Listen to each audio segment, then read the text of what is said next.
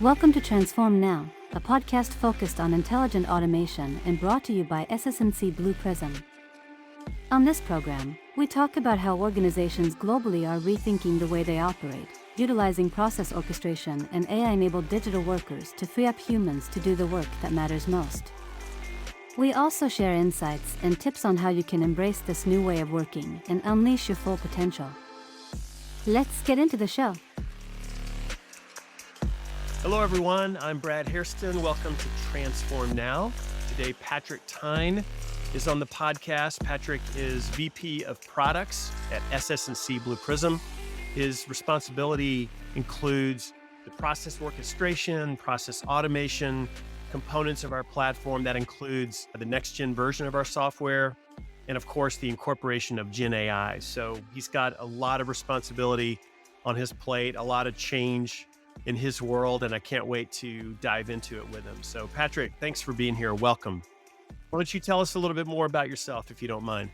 Yeah, so I am a Boston resident, originally from New York City. Responsibilities, as you mentioned, include the full portfolio of products. So I have what you referenced as next-gen, Gen AI. I've got our current BPE and BPC products, our intelligent document automation products, virtually all of the products that fall under the intelligent automation banner at SS&C Blue Prism. Awesome. Patrick, as I look at your career path, I see you've held this same role at many different companies across a variety of industries: financial services, healthcare, life sciences, et cetera. How has that combination of experiences prepared you for your current role at SS&C Blue Prism?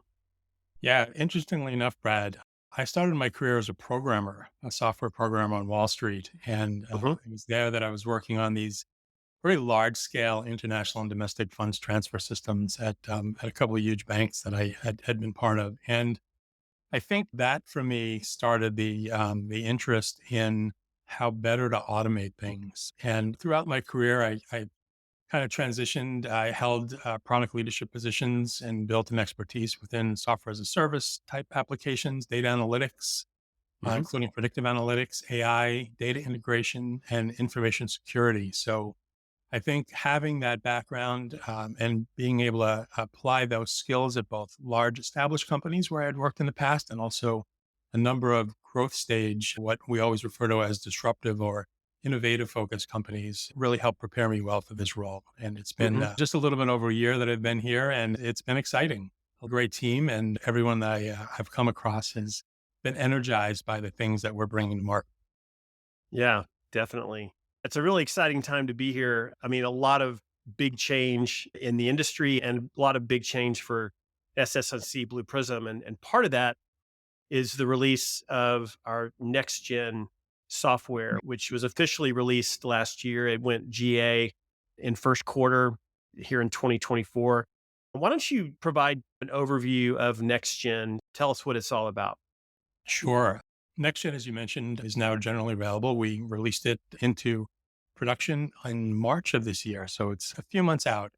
And what it is our intelligent automation platform, which really allows our customers to do a couple of different things that they hadn't been able to do before. First of which is executing work in a combination of within their organization, but also benefiting from all the SaaS advantages of a centrally managed web scale and what we believe to be a continuously improving platform that's running the latest cloud technologies. And with NextGen, given that it's a brand new platform, we were able to introduce some new and exciting capabilities. We've introduced a integrated release management and version control system. With that, it's allowing greater control and governance in the actual automation development, as well as intuitive automation flows that allow you to seamlessly connect multiple automations together.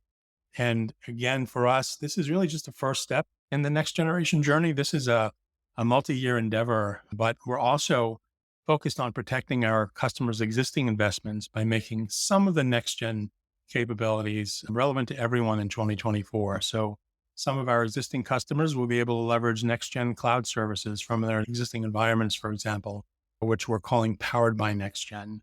So for us, this really means that our clients can benefit from these new capabilities today while they're contemplating a transition to next gen potentially. And once they do go down that road, they'll have a much more seamless path when they're ready. And hopefully they will have been invested in some of these new capabilities that we're already providing. So, yeah, really exciting time for us. It's been a whirlwind so far. And we've been, again, in the market with this since Q1 of this year, as mentioned, but Hmm. we've been working with clients for a long time in sort of a pre-release or an early access mode on this, which I'm happy to talk about as well. Yeah. Why would you say now is the right time to introduce a whole new flavor of Blue Prism to the market? A cloud native, multi-tenant, truly software as a service version of Blue Prism, which is such a huge inflection point. Yeah, for sure. That's a great question. So, our vision statement is about helping organizations transform and reimagine work through seamless orchestration and automation. And I think when SS&C acquired Blue Prism in 2022, really provided the building blocks for the realization of a true unified intelligent automation platform, which really enables us to bring together all the various components that existed on the Blue Prism side within the Hmm. RPA realm, but also the chorus capabilities that existed within SS&C and augment that with AI and build on the no code development capabilities that we already have this all in a very cohesive and comprehensive intelligent automation suite.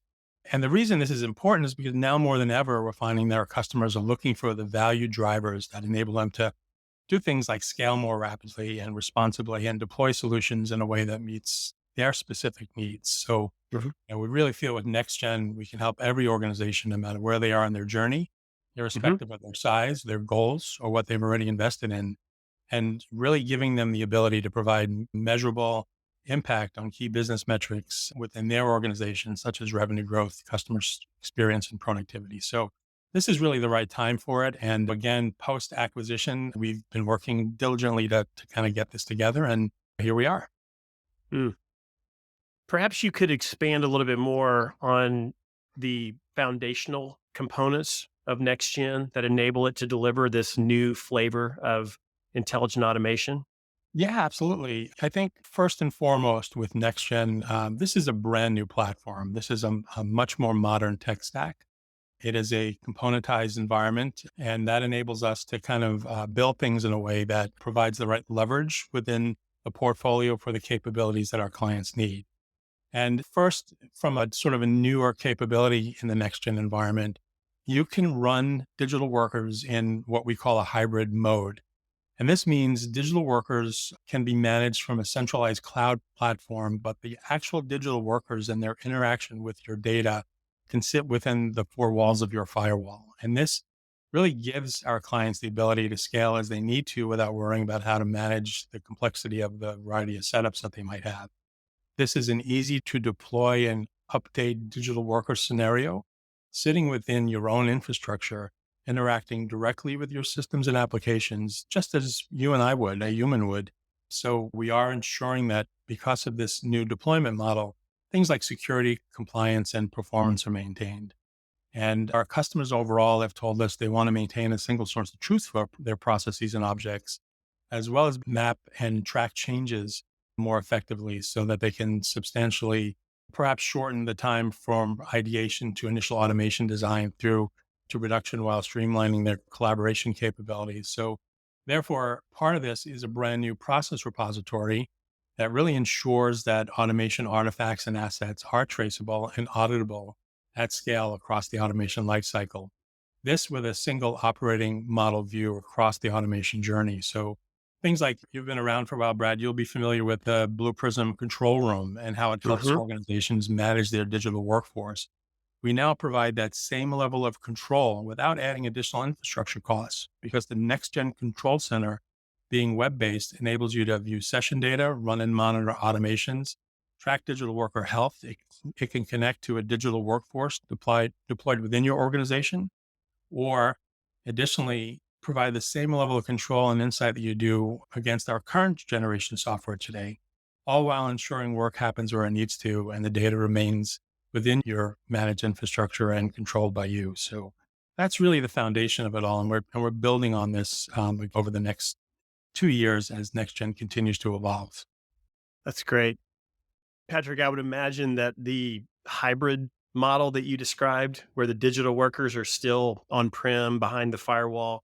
I would imagine that resonates quite a bit with our customers that are in highly regulated industries, financial services, healthcare, pharma, et cetera. And we have a lot of customers in those verticals. Yeah, absolutely. I think most organizations, given the current economic climate and just in general, look to reduce their infrastructure costs. So having the ability to kind of push things to the cloud certainly helps. However, to your point, there are some things that their assets, their data, that they really want to have more control of in these regulated environments. So having the best of both worlds, I think really helps. And that's what this hybrid deployment provides. So I had some fun with ChatGPT and I prompted it this way. I said, give me a one word reason that companies should move to a cloud native, multi tenant, scalable automation platform.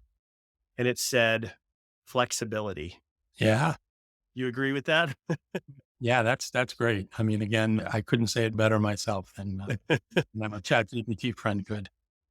So, Patrick, what role has customer input played in next gen as well as our entire portfolio roadmap? Yeah, for sure. Again, one of the core tenets of the way I function in a product management capacity and how I ask the team to function is that we are customer driven, right? For us to build things and bring things to market that haven't been really validated or even contemplated in a way that our clients can use them makes no sense. So, Mhm. as an integral part of the development of our next gen platform, we implemented an early access program where the goal was very specifically to identify and engage our clients and partners who are already users of Blue Prism Enterprise or our Blue Prism Cloud RPA. And these are the folks from our perspective who would be best placed to test and provide feedback at a relatively early stage in the development. And again, much prior to the GA launch that we had this year. So we had roughly 15 or so active participants in the early access program. These were, again, both clients and partners. And this Mhm. spanned EMEA, the US, APAC. And we ran some, I think, very direct and sometimes intense feedback sessions led by the product management team directly, which covered things like the client's initial observations, their usage, what they felt about our strategy and our market fit. We validated roadmap with them. We touched on these deployment options, of one of which I mentioned already, which is hybrid. And Mhm. then we were open to any other topics the participants suggested. And I will say that the feedback we got here was invaluable. We work in an agile Scrum development methodology, so we're able to react to change pretty quickly. Everything for us gets developed in 2 week sprints.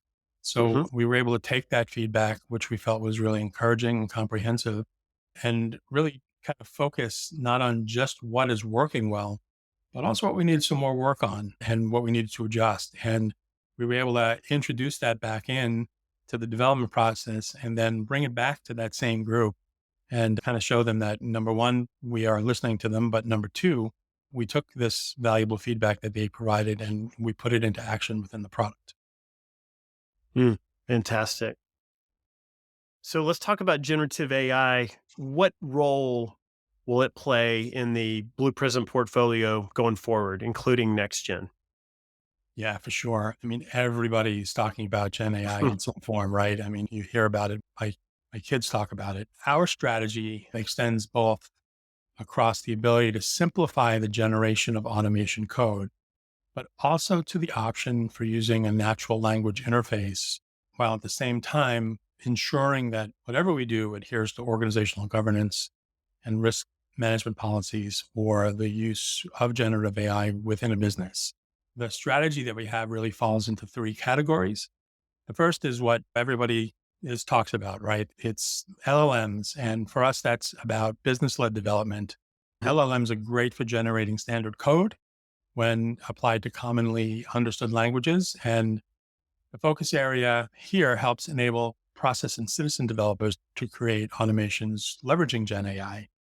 And I think one of the more exciting things that's happening with NextGen and one of our major 2024 strategic investments is that we're working on an intuitive user interface, which will enable you to provide natural language instructions. We call it a chatty interface to accelerate the development of all automations while staying true to the best practices that our customers expect from SS&C Blue Prism. So you would have the ability to actually speak and provide your instructions that would not only develop the automations, but enable you to modify them and also provide a human in the loop kind of capability associated with that to provide some validation steps where needed.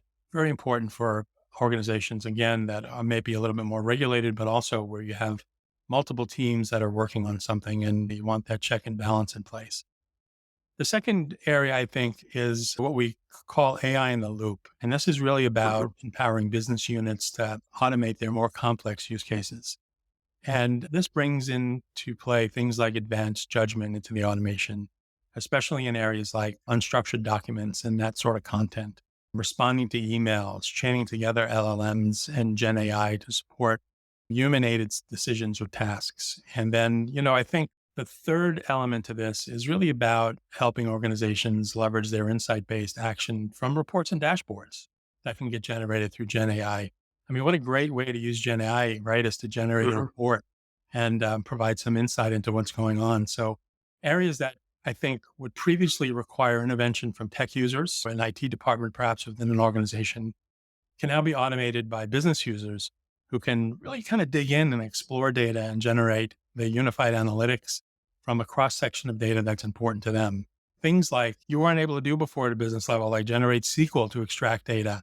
We can do that with this aspect of Gen AI. And then I always like to say anything that we do here will happen again within the guardrails of compliance, governance, and audit needs. And we're also building all of that into our robotic operating model 2 framework as well. So it is a fairly comprehensive strategy and it's going to continue to grow. We have a full team focused on AI. We have an incubation lab focused on AI. So a lot of interesting things going to be coming in this area in the coming months. It's really amazing. And Patrick, when I think about the sum total of our portfolio and all these technologies and capabilities kind of coming together, RPA, BPM, Gen AI, process mining, intelligent document processing, it makes me think about something that we've been talking about for many years. And I wonder if we're now headed in this direction, which is the world of kind of more autonomous automation. What are your thoughts on that, just given the pace of technology change and also what next gen is going to enable us to do? Yeah, I think it's really interesting.